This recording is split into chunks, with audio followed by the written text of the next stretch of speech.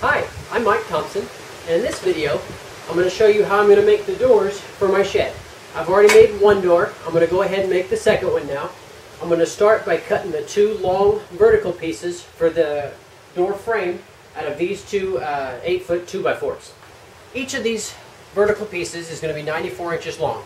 I'm going to go ahead and miter one side of each one first, and then measure from there to make sure that I get the 94-inch length that I need. Otherwise, if I measure first and then cut, I might end up cutting too short, and then I'd have to start over.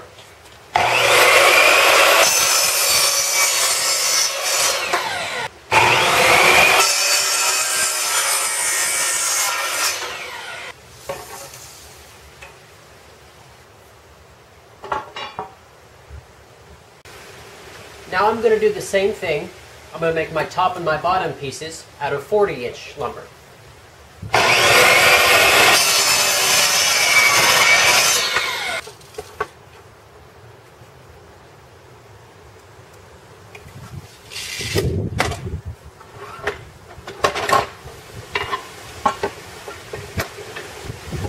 I've got my top and bottom pieces cut. Now I'm going to go to the table saw and cut the grooves down that it's going to hold the paneling in. I'm ready to cut my grooves. I've got 3/8 inch thick T111 siding. I'm going to set that in a groove that runs along 1 inch inside, actually 3/4 of an inch inside the front face of my door, top, bottom, and sides. Then I'm going to put a 3/4 inch cross piece in front, just like you see on most barn doors. That's why I'm setting the panel back. So I've got my 3/8 T111. I got my dado stack set up to be a 1/16 of an inch thicker so that it's really easy to get the paneling in all four sides at once. It also gives me a little bit of play, and then I'll simply caulk around that to set the paneling in once I get it set. So I'm going to use my scrap here to go ahead and make a test cut to make sure that my fence and my dado depth are set correctly. I don't know if you can see or not, but I've got my feather board here set as well to give me pressure up against the fence. I want my groove to be 1/2 inch deep, but I'm going to cut it 1/8 inch deeper than that. So I'm going to cut it 5/8. That'll give me play all the way around. Everything looks good, so now I'm going to go ahead and cut the grooves in my top and bottom pieces here.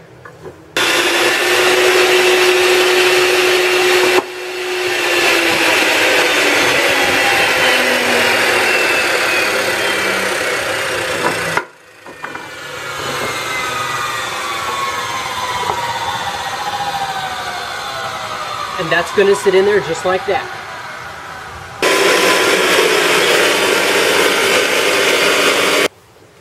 I got a really nice groove here. Now that I've got all the grooves cut in my 4 pieces, I'm going to go ahead now and cut the 91-inch studs that go inside the door.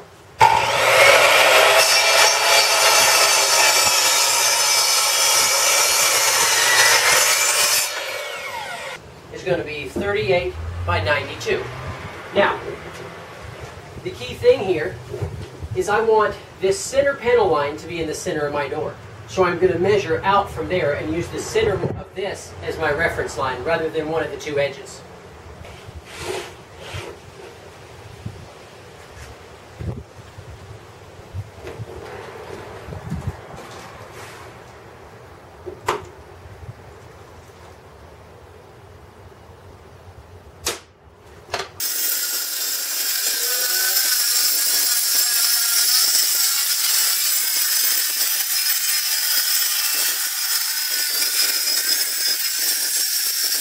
Well, now that the cuts are done, it's time to put it together.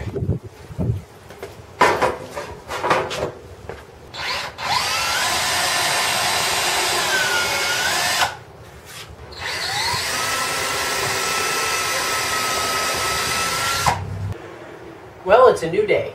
Now that I've got my facing in, I'm going to go ahead and square this up. I've got quite a bit of play in it because I allowed the extra gap inside my grooves on my top and side pieces. So I'm going to go ahead and make sure that this frame is square before I put these stud pieces in.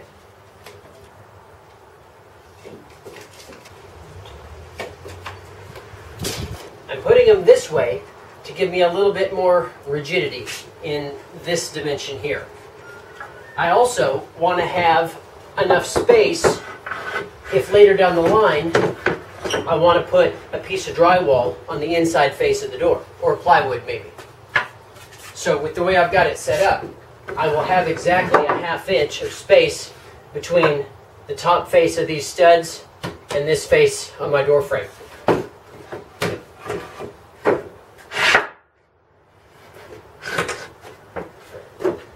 Also, since I'm screwing them face down like this, the weight of these is going to force my panel to the front edge of my groove, which is where I want it.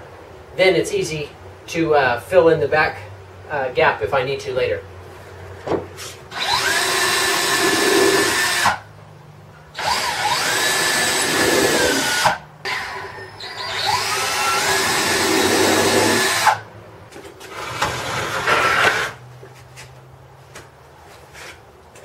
Each of these doors weighs right about 100 pounds, so it's kind of hard for me to do.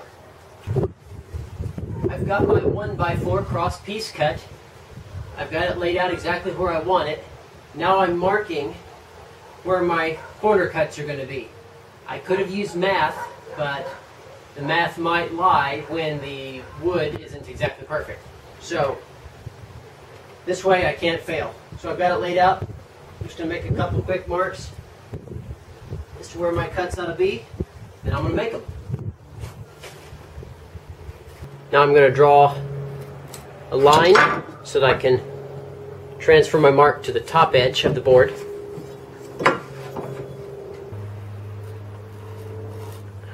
Now I initially had to guess at the angle of my saw. I didn't want to take time to do the math or anything, so what I'm doing is I've got my saw. My saw is on slide, and so what I did was got it close and then simply walk the saw teeth along my line all the way back to make sure that I have the right angle.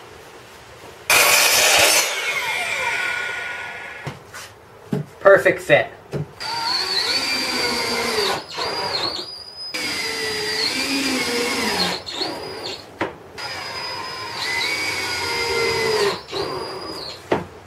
And that's it. Now, of course, I'm going to have to take this piece back off and everything to go to paint it, because it'll be a lot easier to paint when this is not there. I won't have to tape around it or anything. So it'll look something like that. Those feel pretty sturdy. Now, obviously, the next step will be to put my track system in up above the door. That's going to raise the top of the door 2 inches above the hole.